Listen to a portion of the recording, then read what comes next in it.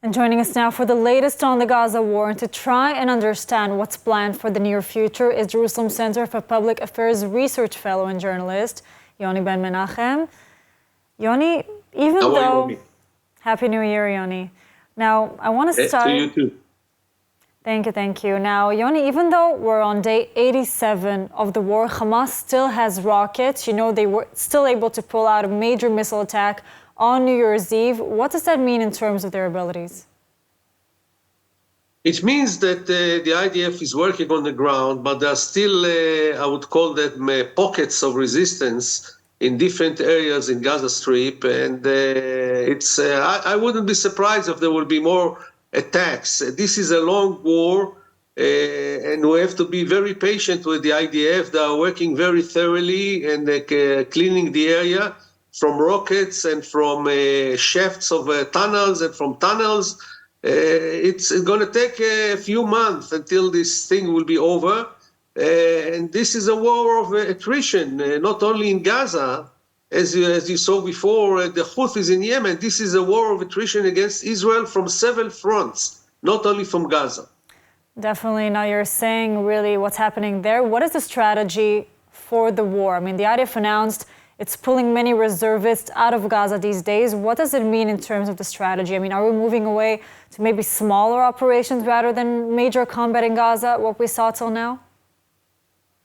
No, not yet. I think they are just switching forces to refresh the forces that were fighting since the October 7th and putting in new forces. I think there are at least 2-3 weeks to go in this style of fighting. Actually, Israel is waiting for the visit of Secretary of State Tony Blinken in order to finalize the last details about changing the mode of operation in Gaza Strip.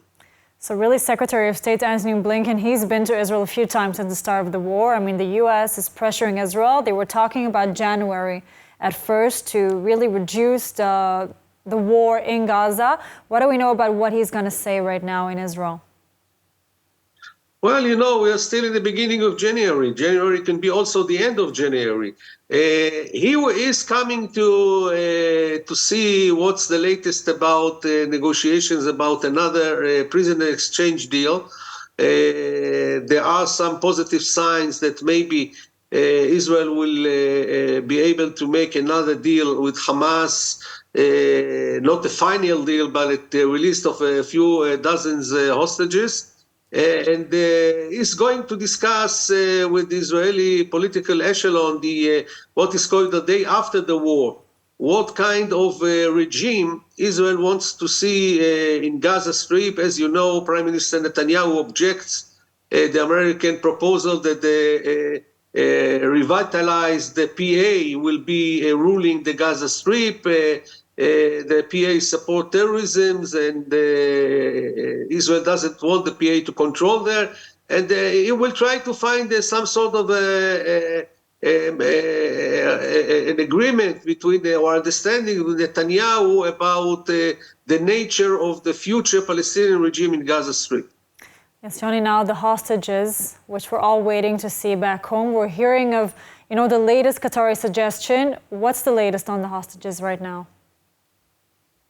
Well, there was a delegation of Hamas in Cairo today, and there's still a negotiation going on. Apparently, there is an agreement about the first item of this Qatari or Egyptian proposal. It's not clear exactly whose proposal it is, for the release of 40 more hostages in exchange for a calm or a halt in the war for 2 weeks. But apparently the other items of this deal are still under a big dispute because Hamas insists, and also the Islamic Jihad. We heard its leader, Ziad al-Nahala, yesterday saying without a complete ceasefire stopping the war and Israeli withdrawal, there will be no deal.